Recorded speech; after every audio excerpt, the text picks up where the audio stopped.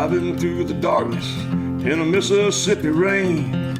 Been away forever, it still feels the same. I'm a half mile from Clarksdale in the Delta Blues Cafe. I might just stop at Annie Bell's and have a drink and play. Give me the Mississippi Delta mama, give me a juke joint and a crowd. Give me a howling wolf chord, oh Lord, and baby, make it loud. Cause I got the ghost of Robert Johnson, he's haunting my guitar. Sound of Pine Top Perkins is always playing in my car. You ain't nothing but a hound dog, Big Mama Thornton snarl, and a shy boy down in Tupelo gave it to the world. I'm a half a mile from Clarksdale, the Delta Blues Cafe. I might just stop at Annie Bell's and have a drink and play. Now give me a Mississippi Delta mama, give me a juke joint and a crowd. Give me a howling wolf chord, oh Lord, baby, make it loud. I got the ghost of Robert Johnson, he's been haunting my guitar. Songs of Pine Top Perkins are always playing in my car. Now the little club is full, walls are bursting at the seams. Sweat is pouring, the beer is flowing, pour one for me. It don't matter if I'm happy, it don't matter if I'm sad. When I hear that hot blues guitar, it always makes me glad. I got the Mississippi Delta mama, give me a juke joint and a crowd. Give me a howling wolf chord, oh Lord, and baby, make it loud. I got the ghost of Robert Johnson haunting my guitar. Songs of Top Perkins are always playing in my car. Songs of Pine Top Perkins are always playing in my car.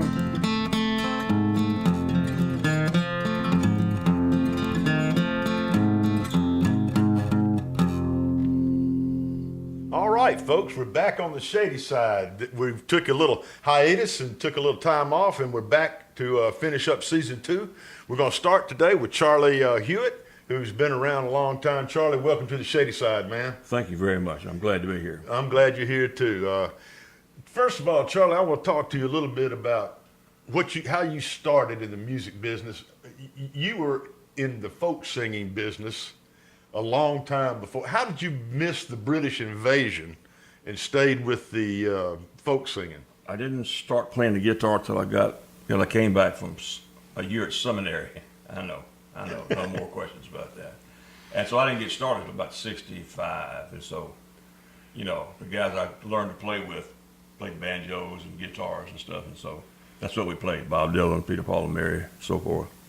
And you had a group called the Cellar Dwellers. Yes, we did. And that they played in the cellar. In the cellar, Summit, Mississippi. Where was that? It was the cellar of the old bank building in downtown Summit. I remember going there one time before. I may have even actually heard you guys play there. You were there? Yeah. I got out and around. Okay. Well, well, now that you're back, you're into writing songs again. You've been doing it now for quite a while, and you've gotten interested in your music career again. You sort of took a little time off, didn't you? And it was called the fifth marriage. Yeah. I took time off there. I wasn't going to get into any of that, Charlie. Well, but I'm going to give you the truth. So you took a little time off, and now you're back to writing, and you're back to recording. Do you have any idea how many recordings you've done? No, you mean personal and in studios? Yeah, or in your home studio. A couple of hundred, probably. A couple of hundred. You're all over YouTube. Well, that's what it's for, isn't it? Yeah. Okay. Yeah.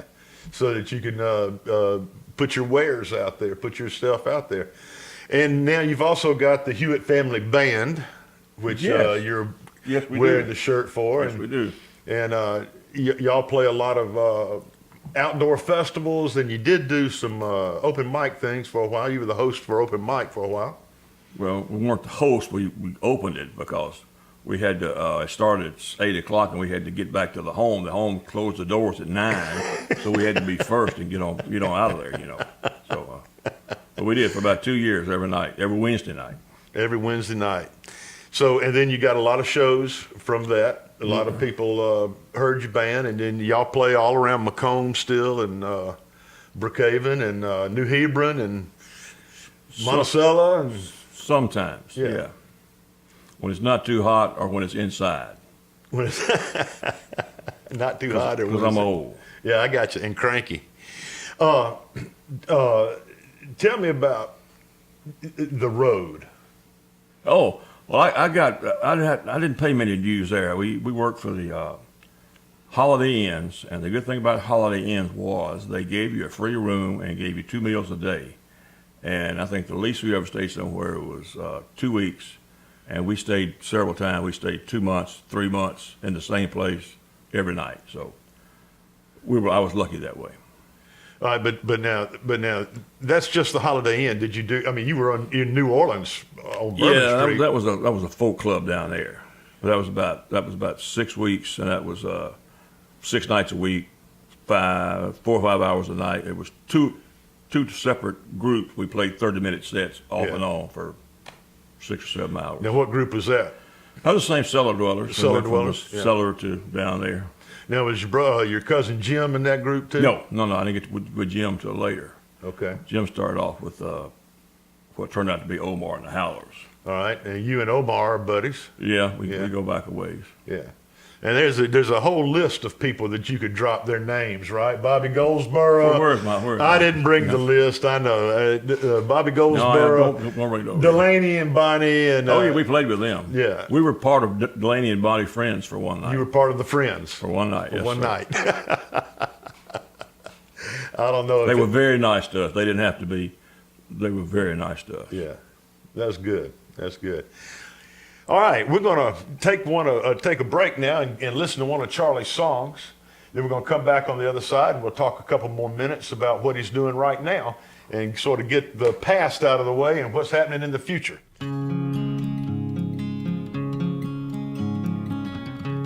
White Russians under the hill, river rolling and it always will. Never gets tired, never gets older, and we're leaving Natchez with her head on my shoulder. Feels so good, it all feels right. The moon and the stars are in the heavens tonight. I hope she remembers everything that I've told her, and we're leaving Natchez with her head on my shoulder. I never know why it took so long. I kept singing song after song. Finally found the one that was right, and her head's on my shoulder tonight. City lights behind us are fading. She's sleeping now, she looks like a baby. All I want to do is touch her and hold her, and we're leaving Natchez with her head on my shoulder. And I never know why it took so long. I kept singing song after song. I finally found the one that was right, and her head's on my shoulder tonight. City lights behind us are fading. She's sleeping now, she looks just like a baby. All I want to do is touch her and hold her, and we're leaving Natchez with her head on my shoulder. We're leaving Natchez with her head on my shoulder.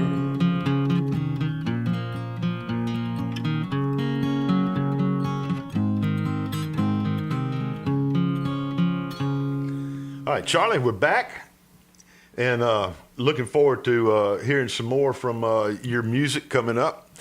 But right now, I want to talk about 52 songs in 52 weeks. Oh, yeah. Wes Lee, who's on Facebook, and He's a pretty well-known blues guy. Blues player, yeah. And he came up with this thing. The first of the year, he said he was going to try to write a song a week.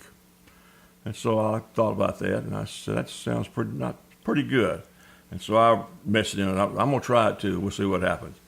Well, he said, okay, good. Keep me posted. Well, he took off touring to Portugal or somewhere. Belgium, I think is where he went. And then Australia even. Yeah. So he hadn't put a lot on there, but I think I'm at 45 now since January this year. I've written 45 songs. But now I have had help because I've had some people.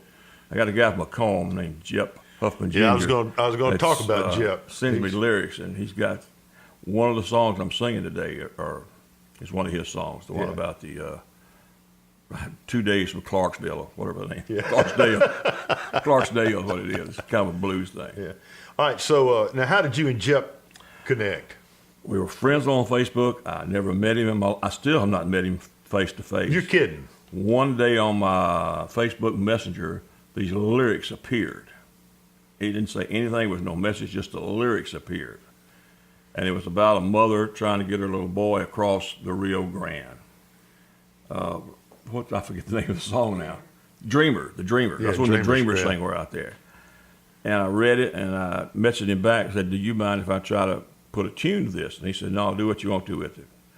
And I did, and he writes in da-da-da-da-da-da. The rhythm is there. They almost write themselves. Just I put a little tune to them, and some unique words, some unique lyrics, things that I've never thought of before. He wrote one about a lady that didn't like any of the streaming services. She wanted to feel the vinyl in her hands when she played music. And he had a line in there that said, she lifted the needle off a Beatles song by the Beatles and slipped her memories back in the sleeve. I thought that was a great line. That is a good line. I never thought about that. Yeah. He's got a million of those. He sent me the lyrics about an Old West hanging. And I said, this is not going to work. And I got to sitting there and read them, and a tune just popped, and he's really unique. And you two have never met? Not face to face, no. We just go back and forth on Facebook. That's an unusual collaboration. Well, right now I'm afraid to meet him. I don't want to upset whatever we you got good karma going yeah. right now, and you don't want to upset it. Yeah. Yeah. Well, all right. So one of the songs you did tonight, or going to do tonight, you wrote in the 52 songs with the 52 weeks, right? Yeah. And then my favorite of your songs is the Jesus, Elvis, and Marilyn Monroe. Well, everything in that song is absolutely true. If you've ever been out to Angela Smith's hair, she does Famous Hereafter out. Got a beauty parlor out from Brookhaven. That's where I get my hair cut. And whatever, And I'm sure she's happy for that advertisement. She's got posters of Elvis and Marilyn Monroe and Jesus all over that place. And you walk in there, and a prayer meeting might break out, a song fest might break out. Somebody's dead. She does funerals. She does funerals for free and does the hair. And she's a special person. Yeah. And it just came to me. Well, that's the song that I like the best of yours, and I think I've listened to most of your songs, especially the 45 of the 52 that you're going to write this year. Well, you'd want to be up on the music scene. So yeah, I try to stay up on the music scene. That's why I include you. And every once in a while, and I mean every once in a while, he'll come back and say, "That sounds pretty good. I like that one." But that's it's few and far between. Well, you want me to tell you the truth, don't you? Yeah. All right. So I think you don't like any of the others, just the ones that you comment on. The ones I comment on are the ones I like. Yeah. All right. I didn't want to hurt your feelings on the ones I don't like. It's been 2 so far, I think. Oh, Charlie, at least you're here. I like you enough that you're here. Well, you'd put the graphics in there about a year ago, so I think you're kind of stuck with me and Jim. You had to have us. And, oh, shoot. We may have been doing too many things together. We did a thing at the Trinity Park. We did the other thing. We're doing this. We're doing a thing Friday night at Recess 101. Yeah. And then we're going to Meridian for a radio show. Yeah. This is too much. This is too much. This is too much of Shaw and Charlie. Yeah, it's like I agree. Everly Brothers or something here I now. agree. I don't know. I agree. I'm getting kind of shaky about it. Yeah, am I going to be your next divorce? Possibly. Charlie, I like giving you a hard time, and I know you like giving me a hard time. But I do appreciate your talent, and you're always out there, and you're sure you got that on tape. You're a self-promoter. God, I've never known anybody that can promote like you. Well, you know what you're going to do. My birthday was yesterday. Yeah, I know. I sent you a happy birthday. I couldn't find it. I was lost. It's on there. It's on there. I sent it. 76 years old. I should be in a home somewhere. But that gives me something to do. And when you write a new song and it sounds good, it's just like having a new girlfriend, seeing a new pretty girl that, Yeah. That's the only way I can compare it. Music and sex go kind of hand in hand. I guess you can cut this. I knew this interview was going to go off the rails at some point today. Anybody that tells you, did you start learning playing the guitar? Why did you start learning how to play the guitar and sing it? Well, I'm a musician. That's why. No, you didn't. Yeah, I did. I've been playing since I was 6 years old. Women. I was 6 years old. I didn't know anything about women. See, I'm telling you the truth. He's going to lie to you about it. I'm going to tell you the truth about it. You want to impress the girl. Oh, this is my friend Charlie Hewitt, and he is a handful, and he's a very talented person, and we're glad that you're on the Shady Side with us today. We're going to cut away for another song, and then we'll be back as soon as that song's over to wrap this session up, Charlie. Okay, sounds good. She was a small town girl. She grew up in her small town world. She could not stay still. She was always on the go. She loved Jesus, Elvis, and Marilyn Monroe. She had a great big smile. Her blonde hair shone like gold. She had Hollywood, Nashville, and the Bible fighting for her soul. Her skirts were too short. She didn't want her mama to know that everything started and ended with Marilyn Monroe. She tried to walk both sides of the street, sometimes naughty, sometimes sweet, wearing sandals and beads and an old poncho like Jesus, Elvis, and Marilyn Monroe. Now she knew all the words to the hits of the day and sang them like she was sanctified. People would stop and look and stare, but no matter what they said, she did not care. She was alive. All the music made her feel alive. And now she grew up. She had children of her own. Found out her mama wasn't always wrong, and all those dreams are still in her mind. She never ever really left them behind. No, no, no. Now sometimes when the stars come out and the moon begins to shine, she stands there in her own backyard singing California Dreaming one more time. California dreaming on such a winter's day. She tried to walk both sides of the street, sometimes naughty, sometimes sweet, wearing sandals and beads and an old poncho like Jesus, Elvis, Marilyn Monroe. Like Jesus, Elvis, and Marilyn Monroe. Marilyn Monroe. Marilyn Monroe. Well, we're back on the Shady Side with Charlie Hewitt. Charlie, I appreciate you coming today and entertaining us with your wisdom and your philosophy and your music. Okay, and my wit.